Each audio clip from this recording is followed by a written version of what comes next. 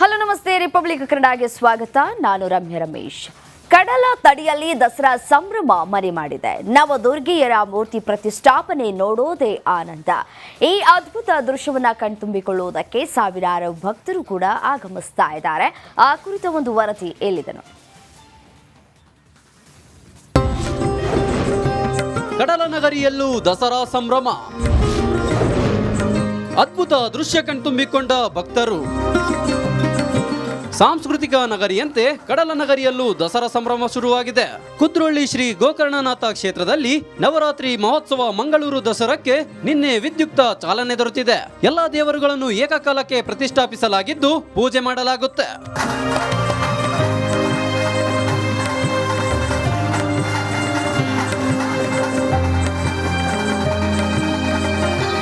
ಮಾನವ ಧರ್ಮವನ್ನು ಸಾರಿದಂತಹ ಜಗದ್ಗುರು ಬ್ರಹ್ಮಶ್ರೀ ನಾರಾಯಣ ಗುರುಗಳಿಂದ ಸ್ಥಾಪಿಸಲ್ಪಟ್ಟಂತಹ ಕುದ್ರೋಳಿ ಗೋಕರ್ಣನಾಥ ಕ್ಷೇತ್ರದಲ್ಲಿ 1935ರಿಂದಲೂ ಶಾರದಾ ಮಹೋತ್ಸವವನ್ನು ಆಚರಿಸಿಕೊಂಡು ಬರ್ತಾ ಇದ್ದೆವು.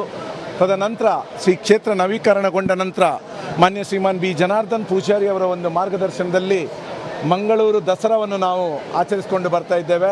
ಶಾರದಾ ಮಾತೆಯೊಂದಿಗೆ ನೀವು ನೋಡ್ತಾ ಇದ್ದೀರಿ, ನವದುರ್ಗೆ, ಮಹಾಗಣಪತಿ ಹಾಗೂ ಆದಿಶಕ್ತಿಯ ಒಂದು ಪ್ರತಿಷ್ಠಾಪನೆ ಈಗಾಗಲೇ ಆಗಿದೆ. ಕುದ್ರೋಳಿ ಕ್ಷೇತ್ರದ ಅಭಿವೃದ್ಧಿಯ ರೂವಾರಿ ಕೇಂದ್ರದ ಮಾಜಿ ಸಚಿವ ಬಿ ಜನಾರ್ದನ ಪೂಜಾರಿ ಈ ಬಾರಿಯ ಮಂಗಳೂರು ದಸರಾಕ್ಕೆ ದೀಪ ಬೆಳಗಿಸುವ ಮೂಲಕ ಚಾಲನೆ ನೀಡಿದರು. ಇಡೀ ಜಗತ್ತು ಇವತ್ತು ನೋಡ್ತಾ ಇದ್ದಾರೆ ನಿಮ್ಮನ್ನು. ನಾವೇನಲ್ಲ, ಎಲ್ಲ ನೀವೇ. ಇಂತಹ ಸಂದರ್ಭ ನಿಮಗೆ ಸಿಗಲಿಕ್ಕಿಲ್ಲ.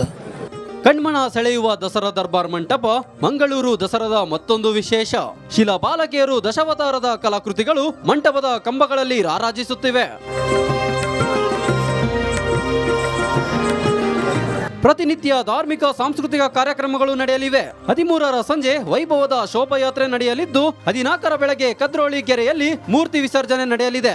ಅದ್ದೂರಿ ದಸರಾ ಕಣ್ತುಂಬಿಕೊಳ್ಳಲು ಲಕ್ಷಾಂತರ ಮಂದಿ ಭಾಗವಹಿಸಲಿದ್ದಾರೆ. ದಿವಾಕರ್ ಪದ್ಮುಂಜ ಜೊತೆ ದಿನೇಶ್ ಕಾಶಿಪಟ್ನ, ರಿಪಬ್ಲಿಕ್ ಕನ್ನಡ, ಮಂಗಳೂರು. ಮೈಸೂರು ದಸರೋತ್ಸವಕ್ಕೆ ಅದ್ದೂರಿ ಚಾಲನೆ ಸಿಕ್ಕಿದೆ. ಮೈಸೂರು ಹೊರತಾಗಿ ಬೇರೆ ಬೇರೆ ಜಿಲ್ಲೆಗಳಲ್ಲೂ ದಸರಾ ಮಹೋತ್ಸವ ನಡೀತಾ ಇದೆ. ಹಾವೇರಿಯಲ್ಲಿ ನವದುರ್ಗಿಯರ ದೇವಸ್ಥಾನದಲ್ಲಿ ನವರಾತ್ರಿ ಹಬ್ಬದ ಸಂಭ್ರಮ ಕಳೆಗಟ್ಟಿದೆ. ಆ ಕುರಿತ ಒಂದು ರಿಪೋರ್ಟ್ ನಿಮ್ಮ ಮುಂದೆ. ಒಂದೇ ಗರ್ಭಗುಡಿ, 9 ದುರ್ಗೆಯರು. ಪ್ರತಿದಿನ ಒಂದೊಂದು ದುರ್ಗೆಯರಿಗೆ ಪೂಜೆ. ಹಾವೇರಿಯ ರೈಲ್ವೆ ನಿಲ್ದಾಣ ಬಳಿ ಇರೋ ನವದುರ್ಗೆಯರ ದೇಗುಲದಲ್ಲಿ ಒಂದೇ ಗರ್ಭಗುಡಿಯಲ್ಲಿ 9 ದುರ್ಗೆಯರು ನೆಲೆಸಿದ್ದಾರೆ. ನವರಾತ್ರಿಯ ಪ್ರತಿದಿನವೂ ಒಂದೊಂದು ದುರ್ಗಾಮಾತೆಯನ್ನ ಭಕ್ತಿಯಿಂದ ಪೂಜಿಸಲಾಗುತ್ತದೆ. ಮೊದಲನೆಯ ದಿನ ಶೈಲಪುತ್ರಿಗೆ ಪೂಜೆ ಪುನಸ್ಕಾರ ನಡೆಯಿತು. ಈ ವೇಳೆ ನೂರಾರು ಭಕ್ತರು ದೇವಿಯನ್ನ ಕಣ್ತುಂಬಿಕೊಂಡು ಪುನೀತರಾದರು.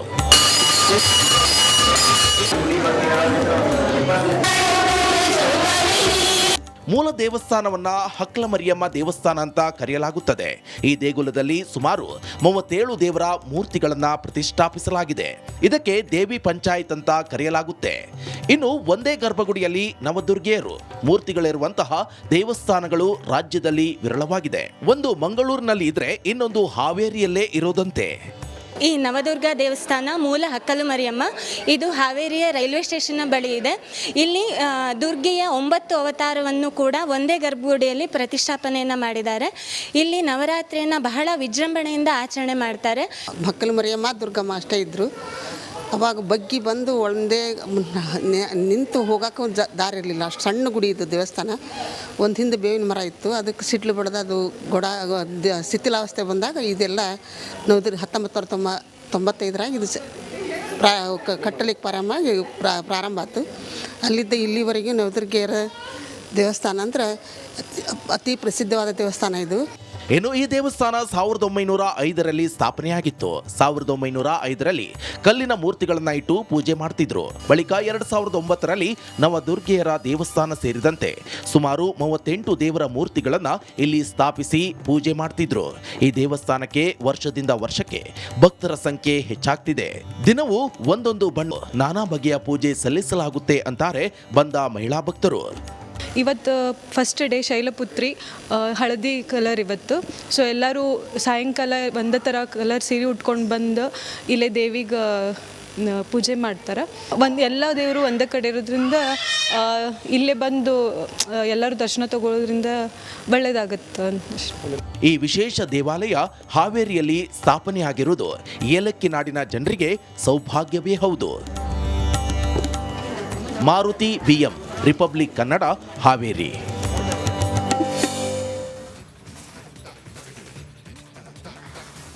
ನಾಡಿನಾದ್ಯಂತ ದಸರಾ ಸಂಭ್ರಮ ಜೋರಾಗಿದೆ. ಅದರಲ್ಲೂ ನವರಾತ್ರಿ ಆರಾಧನೆ ಎಲ್ಲೆಡೆ ಮನೆ ಮಾಡಿದೆ. ಅದರಲ್ಲೂ ಹಳೆ ಮೈಸೂರು ಭಾಗದಲ್ಲಿ ದಸರಾ ಗೊಂಬೆ ಪ್ರತಿಷ್ಠಾಪನೆ ಪ್ರಮುಖ ಸಂಪ್ರದಾಯ. ಈ ಗೊಂಬೆ ಪ್ರತಿಷ್ಠಾಪನೆಯನ್ನೇ ಉತ್ತರ ಕರ್ನಾಟಕದಲ್ಲಿಯೂ ಕೂಡ ಮಾಡಲಾಗುತ್ತೆ. ಅದು ಇದೀಗ ಕಣ್ಮನವನ್ನ ಕೂಡ ಸೆಳೀತಾ ಇದೆ. ಆ ಕುರಿತ ಒಂದು ರಿಪೋರ್ಟ್ ಇಲ್ಲಿದೆ.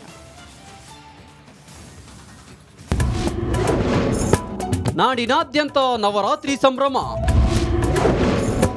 ಒಂದೇ ಮನೆಯಲ್ಲಿ 3,000 ಗೊಂಬೆ ಪ್ರತಿಷ್ಠಾಪನೆ. ಎಲ್ಲೆಡೆ ನವರಾತ್ರಿ ಸಂಭ್ರಮ. ಮನೆ ತುಂಬ ಪುಟ್ಟ ಪುಟ್ಟ ಗೊಂಬೆಗಳ ಅನಾವರಣ. ಒಂದೊಂದು ಗೊಂಬೆಯ ಹಿಂದೆಯೂ ಒಂದೊಂದು ಪೌರಾಣಿಕ ಮತ್ತು ಇತಿಹಾಸದ ಕಥೆ ಇದೆ. ಇದೇ ಮೊಟ್ಟ ಮೊದಲ ಬಾರಿಗೆ ಉತ್ತರ ಕರ್ನಾಟಕದ ಧಾರವಾಡದಲ್ಲಿ ಗೊಂಬೆ ಪ್ರದರ್ಶನವನ್ನು ಪರಿಚಯಿಸಲಾಗ್ತಾ ಇದೆ. ನಾವು ಧಾರವಾಡದಲ್ಲಿರುವಂತ ಚಂದ್ರಿಕಾ ಕಟ್ಟಿಯನ್ನವರ ಮನೆಯಲ್ಲಿ ಅಂತಂದ್ರೆ ಸುಮಾರು 3,000ಕ್ಕೂ ಹೆಚ್ಚು ಗೊಂಬೆಗಳನ್ನ ತಮ್ಮ ಮನೆಯಲ್ಲಿರುವಂತಲ್ಲಿ ಒಂದು ಪ್ರತಿಷ್ಠಾಪನೆ ಮಾಡಿದ್ದಾರೆ. ಇದು ಧಾರವಾಡದ KIADB ಕಾಲೋನಿಯಲ್ಲಿರೋ ಚಂದ್ರಿಕಾ ಕಟ್ಟಿ ಎಂಬುವರ ಮನೆಯಲ್ಲಿ ಕಂಡು ಬಂದ ದೃಶ್ಯ. ಕಳೆದ 27 ವರ್ಷಗಳಿಂದ ಚಂದ್ರಿಕಾ ಕಟ್ಟಿ ದಾವಣಗೆರೆಯಲ್ಲಿ ಗೊಂಬೆ ಪ್ರತಿಷ್ಠಾಪನೆ ಮಾಡುತ್ತಾ ಬಂದಿದ್ರು. ಆದ್ರೆ ಈಗ ಧಾರವಾಡದಲ್ಲಿ ಬಂದು ನೆಲೆಸಿದ್ದಾರೆ. ಹೀಗಾಗಿ ಈ ವರ್ಷದಿಂದ ಧಾರವಾಡದಲ್ಲಿ ಮುಂದುವರಿಸಿದ್ದಾರೆ. ಇದು ಹಿಂದಿನ ಕಾಲದಿಂದನೂ ನಡೆದಿರ್ತಕ್ಕಂತ ಪದ್ಧತಿ. ಈ ಪದ್ಧತಿ ನಮ್ಮ ಮನೆಯಲ್ಲೂ ಇದೆ. ಹೀಗಾಗಿ ನಾವು 28 ವರ್ಷದಿಂದ ದಸರಾ ಗೊಂಬೆನ ಕೂಡಿಸ್ತಾ ಬರ್ತಾ ಇದೀವಿ ಸರ್.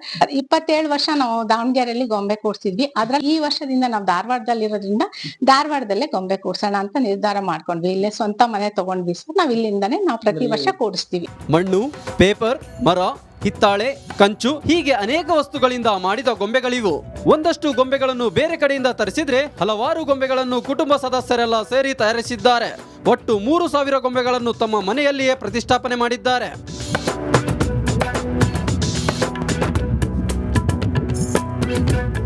ಅವರು ಒಂದು ಸಂಸ್ಕೃತಿಯನ್ನೇ ತಗೊಳ್ರಿ, ಮಕ್ಕಳಿಗೆ ದೊಡ್ಡವರಿಗೆ ಒಂದು ಪುರಾಣದ ಕಥೆಗಳನ್ನ ಪ್ರತಿಯೊಂದನ್ನು ಇಟ್ಟದ್ದು ಮತ್ತು ಜಂಬೂ ಸವಾರಿ ಅದನ್ನೆಲ್ಲಾ ನೋಡಿದಾಗ ಅತ್ಯಂತ ಖುಷಿ ಆಯ್ತು.